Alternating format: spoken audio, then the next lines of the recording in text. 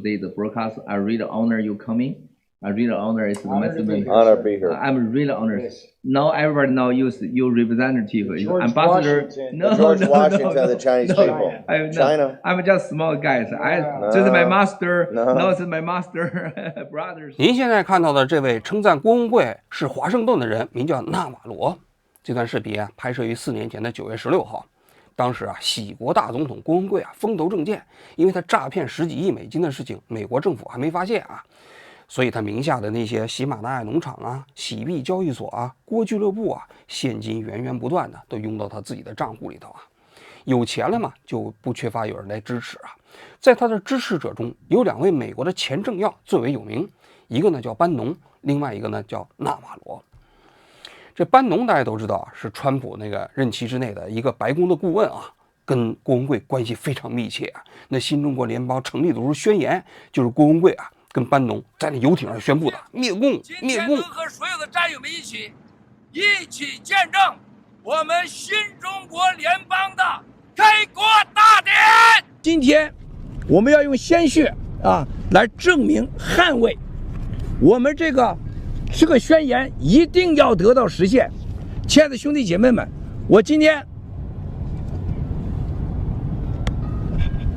我用鲜血来证明我们要在这个世界上用我的鲜血来捍卫我们追求的法治自由。我们不能再做梦了，我们要行动，行动，行动！干掉共产党，干掉共产党，干掉共产党，干掉共产党，干掉共产党，干死共产党，干死共产党，干死共产党，干死共产党！这纳瓦罗呢，也是川普的一个高级幕僚川普任命他为呢叫做制造与贸易办公室的主任。其实这个办公室也基本就是他一个人这哥俩都是川普的核心的政治幕僚。2020年这川普不就下台了吗？这哥俩就变成了前政治人物不知道怎么回事呢，就跟郭文贵这搭个上了郭文贵当时对他们俩不薄据说是给那个班农一开始是15万美元，后来呢又签了合同，1年100万美金就要求这个班农给他在美国政要里头推广新中国联邦。这纳瓦格呢对这个郭文贵呢也非常好他就称赞郭文贵说郭文贵这个虽然是个亿万富豪但是呢他心系祖国，然后呢非常同情底层人民，现在从事的这个工作那也是非常非常的了不起灭共那他至于从郭文贵呢拿了多少钱我们就不知道了这郭文贵对纳瓦格也不错他于是就任命为纳瓦格。皮特·纳瓦罗先生今天正式的成为了我们新中国联邦的大使和我们的盖特的形象大使未来全面的、全力的、全时间的来帮助盖特推倒推特维护社交媒体的公正。那当时纳瓦格就向全世界呼吁说新中国联邦应该是代表中国的唯一合法政府，中华人民共和国没有合法性，就呼吁美国这些国家都不要承认中华人民共和国，跟新中国联邦建交。他呢就不是被郭文贵任命为新中国联邦的首任大使了吗？他是大使我估计是驻美国大使，但是呢好像在美国没有大使馆就是这位新中国联邦首任驻美国大使的纳瓦罗最近呢在国际上掀起了一方腥风血雨。怎么回事呢？大家都知道这美国总统川普最近不是向全世界发起贸易战吗？70多个国家关税最高50%，最低的10%几，其他那些国家一律10%，跟中国又搞这种关税对标游戏。那这个关税大战向全世界宣战的这个方案是谁设计的呢？现在有新闻报道，就是这位新中国联邦的首任大使纳瓦格。那这个新中国联邦的首任大使怎么后来成为了川普的核心幕僚呢？他又怎么设计出来的这套对等关税大战的这个游戏呢？今天我们就来讲一讲纳瓦格的故事这纳瓦格出生在1949年跟新中国是同一年出生的他出生在美国一个叫剑桥镇的地方。这剑桥镇有一所大学大名鼎鼎，哈佛大学所以估计这年轻的时候这纳瓦格就立志要考进哈佛大学。后来呢，这考进了哈佛大学经济系读到了一个经济学的博士学位他毕业之后年轻的时候这个观点还比较正常，比如反对这个贸易保护主义主张自由贸易主义的原则他写过一本书叫《政策游戏》，核心都是这个观点。但是后来啊，他好像是准备参政，在90年代的时候就跑到圣地亚哥，就是方舟子所在那个城市去从政，好像又是想当议员呐。1992年的时候，他把自己所有的积蓄都拿出来参选圣地亚哥市的市长。美国你别看是个民主国家，谁都可以选举，其实选举也有门槛，因为也是防止你阿猫阿狗都来选举嘛，所以选举往往都要交一笔选举保证金。选举保证金就是说，你最后你得票率如果高于多少就还给你了啊，如果你太低了，没人投票，就你自己给自己投一票，那这个选举保证金就没收了。这个当时啊，纳瓦格啊对自己非常有信心啊，他把自己全部的积蓄都拿出来参加圣地亚哥市市长的选举，结果没想到啊惨败，他所有的钱都输得底儿掉啊，最后他老婆也离他而去了，人生失意啊。据说这之后啊，纳瓦罗的观点就开始变得比较激进起来了。他就说这政治太肮脏了，都是操纵的，像他这种水平高的人都不能当选圣地亚哥市的市长啊。然后呢，经济上他好像也发生了很大的变化，他开始逐渐的对自由贸易的原则不感兴趣了，开始攻击自由贸易的原则，开始主张贸易保护主义的原则。2001年中国加入 WTO 啊，这个纳瓦格就开始攻击中国，说中国占了美国的便宜。为什么呢？因为中国加入 WTO 之后啊，你每年对美国啊，你都有大量的贸易顺差。贸易顺差意味着什么？贸易顺差意味着中国的工人抢走了美国工人的就业岗位，然后呢，中国廉价的商品卖到了美国，然后呢，中国就把这些美元都运回到了中国，相当于就把美国的财富运到了中国了吗？他说：“你看看，太黑暗了，美国马上就要衰落了。”这几年他写了好几本书，还有什么即将于中国发生的战争啊。最有名的一本书啊，是2011年他写了一本书啊，叫做《致命中国》。这本书的序言呢，是流亡到美国的一个异议人士叫唐百乔给他写的序言啊。据唐百乔自己讲，他在这本书的写作过程中还是发挥了非常关键的作用。2010年左右的时候，这唐百乔啊跟纳瓦罗呢两个人就认识了，认识之后两个人相见恨晚呐。这唐百乔当时正在写一本书，叫他的《两个中国》。那纳瓦罗就跟唐百乔讲，他说他正在想写《致命中国》这本书。当然，这本书也不是他自己写，都是他自己有一个博士生叫安一鸣，他来操刀执笔来写啊。唐百乔就建议说啊，你纳瓦罗啊，你现在已经被中国政府认为你是反华分子了，你已经去不了中国了。但是你的学生要写这本书，得到中国考察一下，看来是很严谨的啊。安一鸣当时是个博士生嘛，又很年轻，不引人注目，就像特工一样潜到了中国。潜到了中国之后啊，见了中国很多异议人士。他说当时中国还比较开放啊，没抓他。然后那些异议人士啊，谈完了之后，中共的公安局就找这些异议人士去谈话。后来他考察了一些中国的工业基地，回到美国之后就写了这本《致命中国》这本书。这本书啊，开篇他就讲，他说现在美国市场上60%的果汁都是中国生产的，50%的大蒜都是中国进口的。然后你要知道那个抗生素70%，还有呢阿司匹林50%，然后还有这个全世界维生素 C 的90%都是中国生产的。中国廉价的商品占领了美国，占领了全世界。但是我告诉你们，中国生产的这些东西都有毒啊！中国那苹果汁里头都含铅。中国生产这些东西啊，它都完全不按照这种食品生产的规范来，所以啊，那农药残留高得不得了。到美国之后，美国的 FDA， 你别看它是监管组织，他们也不负责任，人浮于事。美国这些进口商见利忘义，也不管。所以我告诉你吧，这些商品进入到美国之后，美国人吃，将来有你们的好果子吃。他说，每天你要吃一颗中国产的苹果，或者喝一杯中国的苹果汁，30年以后肿瘤来找你。他就对中国整个这种食品行业大加挞伐。当然了，我个人认为他当年讲中国的这个食品安全问题有道理。比如说他那书的第1章就讲到三聚氰胺事件。三聚氰胺事件2008年嘛，中国发生的那些牧民养殖户啊，那牛奶里头掺那个三聚氰胺，结果导致了中国很多儿童吃了那个牛奶之后啊，这肾里头不就是结晶吗？肾都坏掉了吗？那当时在中国非常严重的食品安全事故。他这本书里就讲，他说你看丧心病狂，这些人往那牛奶里头掺三聚氰胺嘛，三聚氰胺实际上是生产化工药品的，结果最后放到牛奶里头了啊。他首先第1章讲了这个内容，第2章他就讲到了，他说中国现在搞的这个所谓的中国制造，就是在抢美国的职位，抢美国的这个制造的就业机会。他说你不要认为中国这些所谓的生产力的优势啊，都是什么中国的劳动力便宜，根本不是。他说有这么7个原因。他说第一个原因，中国在操纵汇率，中国的这个汇率啊不真实，人民币被低估了40%。你低估了吗？你中国商品在美国你卖你就便宜了，所以人民币应该升值。你不升值的话，你这个就是占美国的便宜。第二个，中国以牺牲环境为代价，中国那个工厂里面都是污染非常严重，江河湖海都被他们污染透了，他们根本不在意。第三，他就讲到了，他说中国压迫工人，他说工人呢发的这个工资以后啊，中国政府一律收40%的工资税，这些工人不就没钱了吗？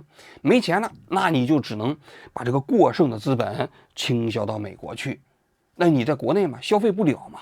他说中国的这个 GDP 里啊，只有38%是自己的消费，其他的部分剩余的资本到哪儿呢？就跑到我们美国来了啊。他说还比如说变相的补贴，中国政府啊给这些企业这么多补贴，那么这些补贴最后搞到的结果也导致这些企业的真实成本它其实也扭曲了，最终导致美国的这些就业机会啊通通都被中国给抢走了。当然还有很多其他的内容啊，你比如讲他说中国现在的商品啊在非洲大行其道，目的是什么？目的是中国要在非洲搞移民。他说现在在非洲有100多万中国人，未来中国在非洲啊将会移民大概3亿人，在非洲重建一个中国。我看了他这些内容啊，我自己的感受啊，他有一部分的内容啊说的是真实的中国的现象，但是啊确实有很多方面啊存在着对中国的偏见，所以他这本书出版之后，美国主流经济学界啊对这本书普遍是嗤之以鼻，认为这不入流。我自己的感觉啊，我不太懂经济学啊，但我觉得他很多数字确实不是特别真实。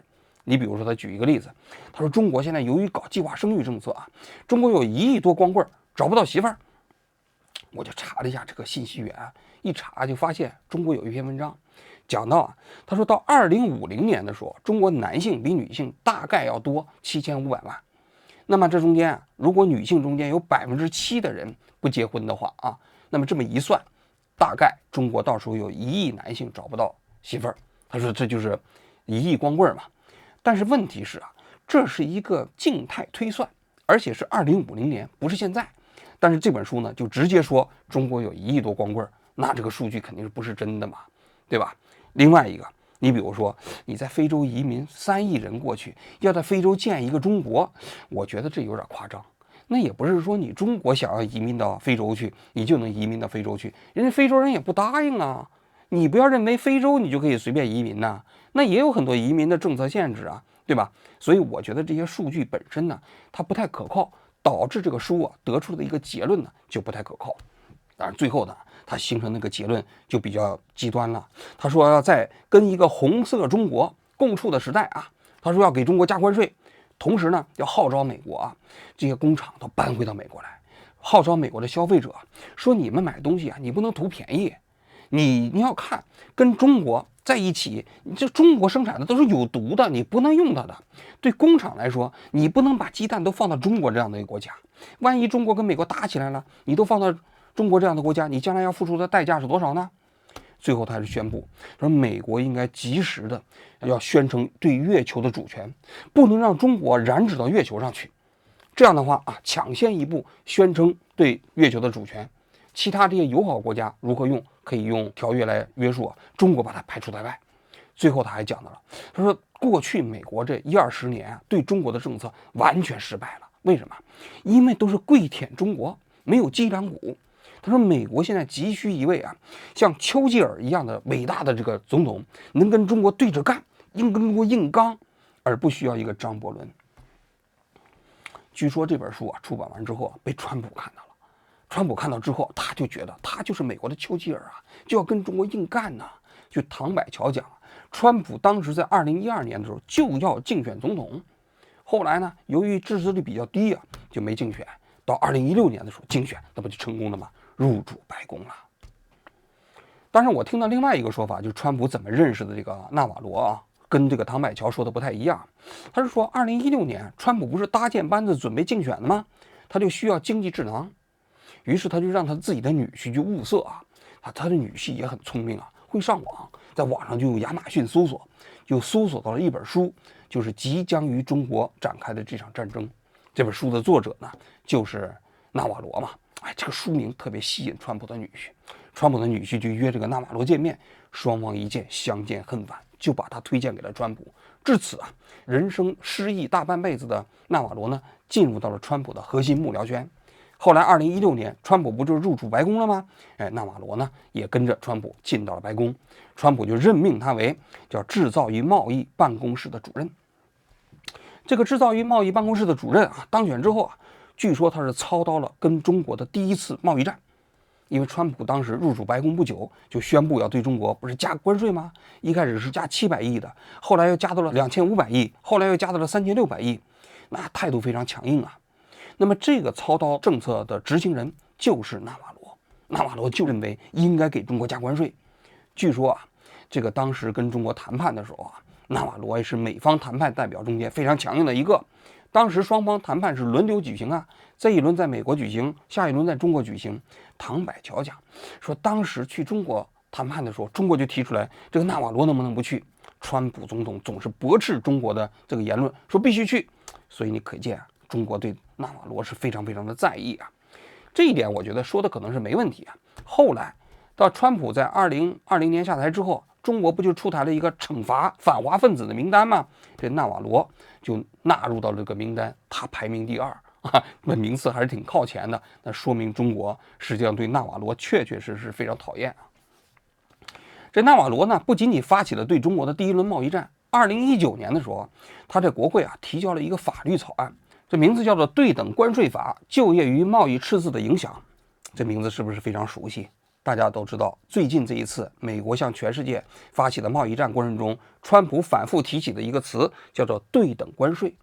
这个对等关税是4个字啊，就是2019年啊，这纳瓦罗在美国国会提交的这个法律草案中间率先提出来的。他这个法案的核心思想啊，就是一点，他说美国从1975年开始啊，在全球贸易过程中始终都有赤字，这个赤字啊连年扩大，到了2018年，货物的赤字已经达到了8900亿，加上服务的顺差，那么美国每年的贸易赤字也有6000多亿啊。在这6000多亿的赤字里面呢，他说啊，中国最多，中国有4190亿，占整个美国贸易赤字的48%。欧盟呢是1690亿，占19%，墨西哥呢是820亿，9%，日本呢是680亿，是8%，还有台湾啊什么之类的。他自己就讲了，你别看日本跟美国是盟国啊，但是你盟国这些国家也占美国的便宜，所以他就讲了，他说美国在贸易逆差的过程中间，每10亿贸易逆差就损失了6000个就业机会。所以美国必须要把这个贸易逆差想办法给弥补回来。弥补回来的过程中，他说美国的贸易逆差是怎么造成的呢？他研究了，他说 WTO 的这个多边贸易原则，最惠国关系的原则是罪魁祸首。为什么呢？他说这最惠国原则啊就规定，他说你给 A 国的这个关税优惠啊，你比如说汽车5%，你对其他国家也得5%。但是呢，他说最惠国待遇啊，他说有一个问题，他不要求你这个对手国家也跟你实行对等关税。他举了个例子啊，他说拿汽车的关税来讲，他说美国对进口汽车征的关税呢是2.5%，欧盟呢对美国的汽车征多少呢？10%，中国呢征多少呢？15%，巴西呢就更夸张了，征35%。他说你看不公平啊。那美国对其他国家的汽车征2.5%的税，那中国反过来对我们征15%的税，这不就是导致美国的商品在中国竞争力下降了吗？美国的汽车在中国卖不出去了吗？相反，你中国的汽车到美国，你不就能卖得出去了吗？所以不公平。他说，在全球的 WTO 的这个体系之下，美国成了 WTO 多边贸易体系下的受害者。那么因应这种情况，他就提出了2个方案。他说，第一，要把美国的关税拉高到对手国家的水平；第二，把对手国家那些关税水平降到美国同等关税水平。他弄了一个表，做了一下测算啊。他说，假如说啊，要是实现了这么一种情况的话，美国总体的贸易逆差将会下降10%，那么会给美国增加35万个就业机会。他说，你看，这非常不得了啊，35万个就业机会啊。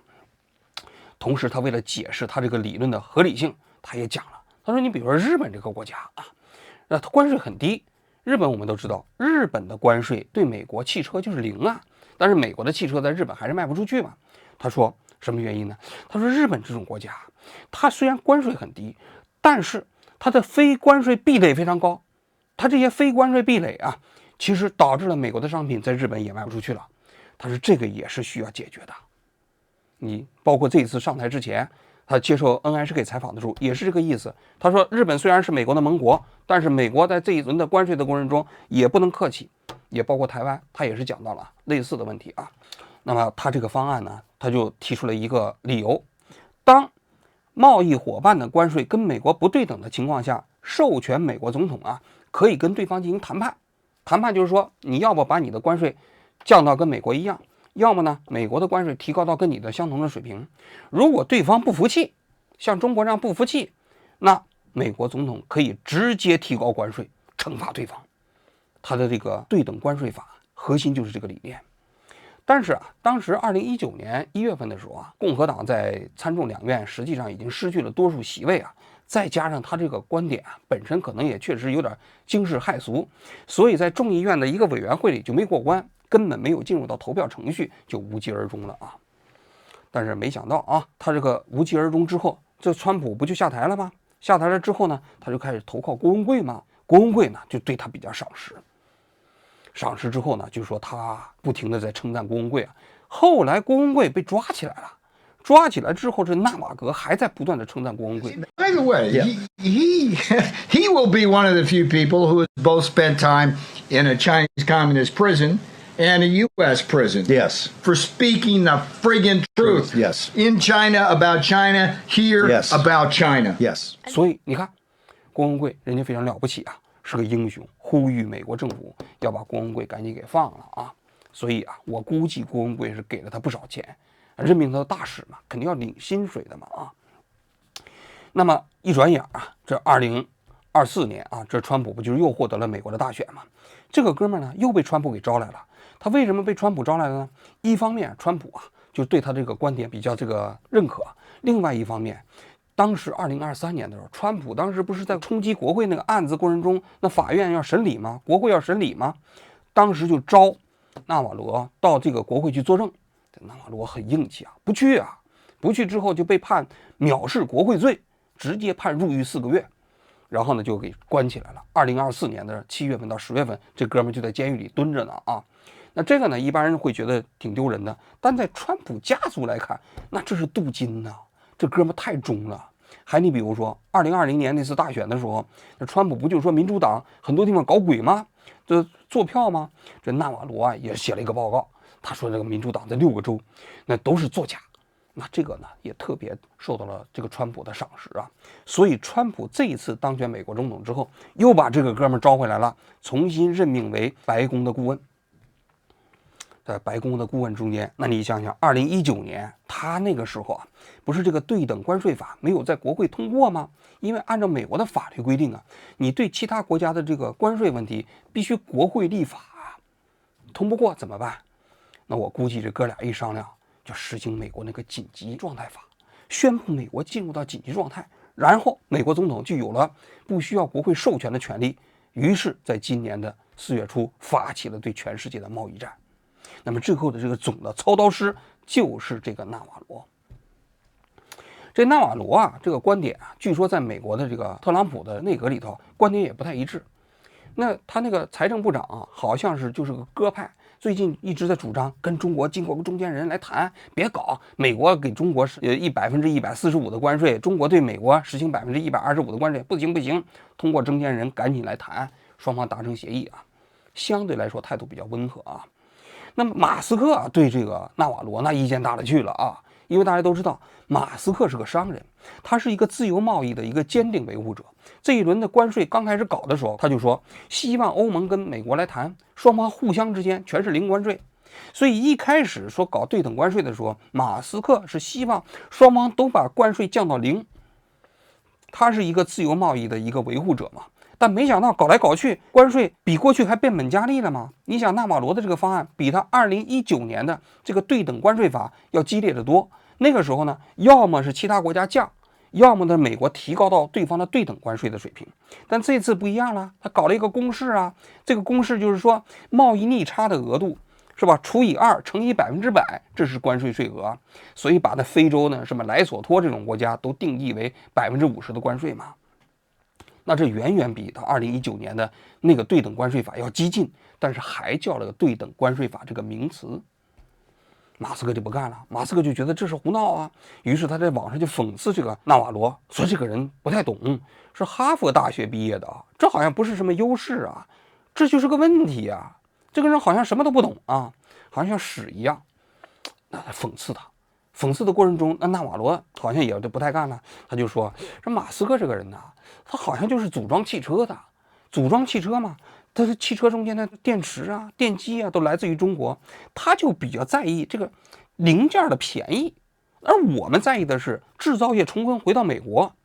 这话听完之后，马斯克就怒了，说我是组装汽车的，是不是？那是马斯克认为自己的特斯拉那是高科技企业啊，那特斯拉可不仅仅有汽车，人家将来还有机器人呢。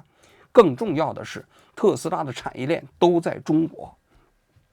且不说特斯拉的那个超级工厂在上海啊，现在特斯拉搞的这个机器人的产业链也都是很大程度上依赖于中国的。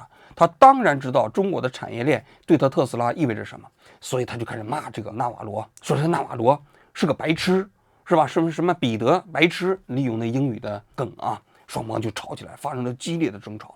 那美国那个白宫美女发言人还说了吗 ？There's been some public sparring between Elon Musk and the president's trade advisor Peter Navarro on some of these tariffs. Musk actually referred to Navarro today as being, quote, dumber than a sack of bricks. Are you at all, or is the administration, the president, at all concerned that this is maybe impacting the public's understanding of these tariffs? It might be messing with the message on it? No, look, these are obviously two individuals who have very different views on trade and on tariffs.